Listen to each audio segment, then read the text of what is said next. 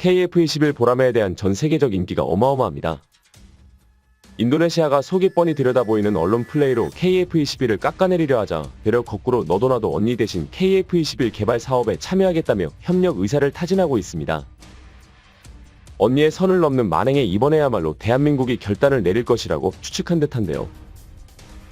그런다면 인니의 빈자리를 꿰차고 KF-21 보라매 개발국에 당당히 이름을 올리는 것도 가능해질 것입니다.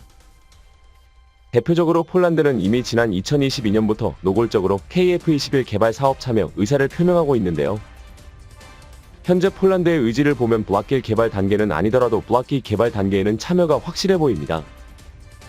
그리고 또 최근 국내 모 언론을 통해 UAE에서 인니의 미납금을 자신들이 대신 부담할 테니 KF-21 개발에 참여시켜달라는 취지의 서한을 보냈다는 보도가 나오기도 했는데요. 물론 이에 대해 방위사업청은 사실무근 으로 일축했습니다. 즉 든 소문에 불과하다는 건데요. 그러나 타국과의 방산 협력에 관련된 사항은 단순한 언급만으로도 국제 외교 관계에 직접적인 영향을 미칠 수 있기 때문에 방사청이 관련 사실을 부정했다는 추측도 적지 않습니다. 상황이 이렇다 보니 덩달아 우리 국민들도 KF-21에 대한 관심이 뜨거운데요. 그래서 준비했습니다. 오늘은 너무 사소해서 어디에도 물어볼 수 없었던 KF-21 보라매에 대한 모든 것을 알아보겠습니다. 현재 KF-21 보라매는 마지막 시제 6호기까지 날아올라 잠정 전투용 적합 판정을 획득한 상태입니다. 이 덕에 늦어도 내년이면 양산이 시작될 예정인데요. 이후 약간의 후속 시험과 통합 과정 등이 끝나면 2026년 전력화도 가능할 것으로 보입니다. 2032년까지 총 120대 이상의 KF-21을 도입하겠다던 우리 공군의 원대한 계획이 슬슬 가시권에 들게 되었습니다. 정말 감회가 새로운데요. 물론 계획처럼 탄탄대로만 깔려있는 건 아닙니다. 멀리 갈 것도 없이 사업 타당성 조사가 아직 종료되지 않아서 내년도 예산 편성조차 불투명한 상황입니다. 적어도 올 10월 최종 보고서가 나와 추가 반영 여부가 합의되어야 KF-21 양산을 위한 첫 삽을 떴다고 말할 수 있을 텐데요. 하지만 제조사인 KAI는 본격적인 양산에 대비해 생산시설을 확충하고 있습니다. 2024년 양산 계약이 체결되었을 때를 위해 전투기 대량 공급 체계를 먼저 구축하기 위해서입니다. 이처럼 한때 사업성이 낮고 기술적으로 불가능할 것이라 여겨졌던 대한민국형 전투기 사업은 어느덧 궤도에 올라 시간이 흐르기만을 기다리고 있습니다. KF-21은 대한민국 방위산업 역사의 길이 남을 이정표가 될 텐데요. 그리고 그런 만큼 KF-21에 대한 전국민적 관심도 그 어느 때보다 뜨겁습니다. 심지어 KF-21매는 에어컨이 달려있나요? 랜딩기어의 타이어는 어디 제품을 쓰나요? 같은 사소한 질문부터 KF-21 사출 좌석에 대한 질문 같은 매우 핵심적인 질문이 올라오기도 합니다. KF-21이 대한민국의 첫 국산 전투기인 만큼 당연히 나올 수밖에 없는 질문인데요. 이에 방위사업청이 KF-21에 관한 이모저모를 공개하고 나섰습니다.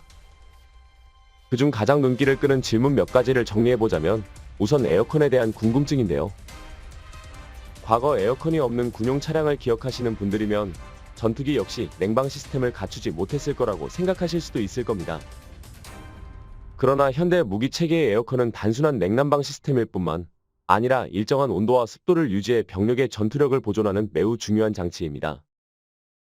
더군다나 KA 흑표 같은 첨단 전차에 탑재된 양압장치는 외부의 공기가 내부로 유입되는 걸 차단해 화생방 공격 상황에서 탑승자를 보호하는 역할도 합니다. 그런다면 전투기, 그 중에서도 KF-21은 어떨까요? 우선 현재 공군이 운용 중인 F4 팬텀, KF-5 같은 구형 전투기의 경우 예압을 위한 블리드 에어가 부족해 지상에서 에어컨을 작동시킬 수 없습니다. 일부 전투기가 활주로를 달리는 택심 단계에서 캐노피를 열고 있는 모습이 포착되는 게 바로 이 때문인데요. 이미 눈치채셨겠지만 이는 전투기 에어컨의 독특한 구조 때문에 벌어지는 일입니다. 예를 들어 KF-21의 경우 자동차처럼 냉매를 사용하는 일반적인 방식이 아니라 압축된 공기를 팽창시킨 후 다시 냉각시킨 공기와 혼합하는 방식으로 기체 내부의 온도를 조절합니다.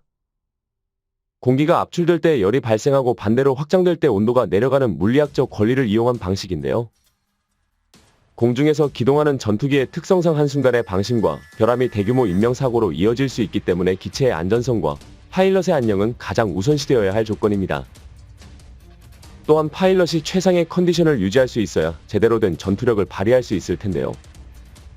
물론 그에 앞서 기본적인 생존성이 담보되어야 합니다. 아무리 강심장이라 하더라도 소리보다 빠른 속도로 비행하는 수십 톤짜리 전투기에 안전장치 하나 없이 탑승하고 싶지는 않을 것입니다. 그런 의미에서 전투기의 사출 좌석은 최후의 상황에서 파일럿의 생환을 보장할 수 있는, 그런데 여기서 한 가지 흥미로운 건 KF-21은 여태껏 총 6대의 시제기가 비행하는 동안 단 한 번도 사출 좌석이 언급되지 않았다는 것입니다. 이는 사출 좌석이야말로 무소식이 희소식이기 때문인데요. 당연한 얘기지만 전투기 사출 좌석 테스트는 조종사의 안전 여부 문제로 공중에서 진행될 수 없습니다. KF-21도 KAI의 주관으로 지상시험에서 모든 테스트를 끝마치고 요구도를 충족한 상태입니다. 이건 KF-21이 만든 또 하나의 신화인데요. 실제로 우리가 아는 굵직한 전투기들은 하나같이 사출 좌석 초기 결함 문제로 치명적인 논란에 휩싸였답니다. 심지어 이 중에는 F-35도 포함되어 있는데요. 대당 8,900만 달러, 원고 작성일 환율 기준으로 한화 약 1,200억 원에 육박하는 2호세대 스텔스 전투기는 수출이 금지된 F-22 랩터를 제외하면 미국이 국제적인 영향력을 행사할 수 있는 최강의 전투기로 통용됩니다. 오죽하면 F-35 자체가 하나의 전략 무기고라고 불릴 정도인데요. 그도 그럴 게 F-35를 보유한 나라와 그렇지 않은 나라의 전략 수준은 아예 차원이 다릅니다. 이로 인해 많은 국가가 F-35 도입을 원하고 있기도 하죠. 미국은 이를 이용해 일부 우방국가에만 F-35 수출을 허용하면서 일종의 안보 동맹을 위한 수단으로 사용하고 있습니다. 그러나 이런 F-35조차도 사출좌석 결함 논란에서는 그것도 이미 2011년부터 지적되어 온 F-35의 사출좌석 문제는 조종석의 전력 공급 장치 결함부터 시작해 비상탈출용 낙하산의 설치 문제, 사출좌석의 배출 시트에 사용되는 카트리지 작동 장치 결함 등 온갖 곳에서 문제가 터져나오고 있는데요. 특히 사출 좌석은 적은 양의 폭약을 이용해 밖으로 조종석을 튕겨내는데 F-35는 이 힘이 과도해 사출 시 조종사의 머리가 보호되지 않으며 심지어 엎친 데 덮친 격으로 헬멧마저도 부상의 위험을 키울 수 있다는 우려가 제기되고 있는 상황입니다. 당장 지난 17일에도 미국 사우스캐롤라이나주에서 훈련 중이던 F-35가 기체 결함으로 추락하며 파일럿이 비상탈출하는 상황이 벌어지기도 했는데요. 천만다행히 해당 기체의 사출 좌석에는 문제가 없었지만 파일럿의 목숨으로 뽑기를 해야 한다는 것 자체가 최악의 가정입니다. 미 공군의 차기 고등 훈련기로 알려진 T-7A는 문제가 더 심각합니다. 보잉과 사브가 공동 개발한 T-7A는 오로지 차기 훈련기 사업을 수주하겠다는 의지에 경쟁 기종들을 압도하는 저렴한 가격으로 입찰되었는데요. 현재 소프트웨어 버그를 비롯한 여러 문제들로 전체 개발 일정이 약 3년 가까이 미뤄진 상태입니다. 특히 사출좌석 결함은 세계 최대의 항공기 제작회사라는 보잉의 명성을 흠집내는 중으로 조종석이 사출되는 모든 과정이 결함투성입니다. 일단 캐노피를 깨기 위한 도파선 폭발이 조종사의 머리에 충격을 줄 수 있으며 사출 과정에서는 파편으로 인한 피해가 우려되고 있습니다. 여기에 더해 심각한 척추골절의 위험까지 존재합니다. 좌석이 사출된 후 조종사가 허리를 펼 충분한 시간이 확보되지 않기 때문인데요. 허리를 세우기도 전에 펼쳐지는 낙하선 덕에 조종사가 일찍 좌석에서 분리되어 척추 골절이 발생하는 것입니다. 그러니 한 번에 모든 요구도를 충족했다는 KF-21의 사출좌석 시험 결과가 더욱 유의미할 수밖에 없습니다. 이외에도 KF-21과 관련한 궁금증 중엔 랜딩기어에 관련된 내용도 많습니다. 실제로 지난 초도 비행 당시 접혀있지 않은 랜딩기어에 많은 분들이 의문을 제기한 바 있는데요. 이는 전체적인 시스템을 알지 못해 벌어진 논란입니다. 새로 개발된 항공기가 지상시험을 통과했다고 하더라도 비행 테스트는 여러 가능성을 상정해야 합니다. 초도 비행 당시 어떤 문제가 발생할지 모르기 때문입니다. 예를 들어 착륙을 해야 하는데 랜딩기어가 퍼지지 않는다거나 하는 불상사가 생길 수도 있는데요. 이로 인해 일반적인 초도 비행에서는 랜딩기어를 편채 진행하는 게 관례처럼 굳어져 있습니다. 혹시 모를 상황을 대비한 부가적인 안전수단인 셈입니다. 그 외에도 타이어는 어떤 제품을 사용하는지, 따라다니는 항공기의 정체는 무엇인지에 대한 질문들도 있었는데요. 이와 관련해 방사청은 KF-21이 미쉐린 타이어를 사용하며 함께 확인되는 항공기는 기체의 외부 변화를 관찰할 안전 추적기와 사진 추적기라고 밝히고 있습니다. 시제 5호기의 초도 비행 때는 대한민국의 FA-50이 곁을 날며 그 모습을 카메라에 담았습니다. 재미있는 질문들이 정말 많은데요. 우리가 이렇게 디테일한 내용까지 접할 수 있는 것은 사실 KF-21이 국산 전투기이기 때문입니다. 수입 전투기라면 질의응답은커녕 눈으로 보기도 힘들었을 것입니다. 물론 각종 외국 커뮤니티와 자료를 뒤져가며 여러 자료들을 통해 대략적인 내용을 유추하는 것도 가능하겠지만 일반인들의 경우엔 그럼지 못합니다. 이는 앞서 언급한 사례처럼 전투기의 기술 유출 우려 때문인데요.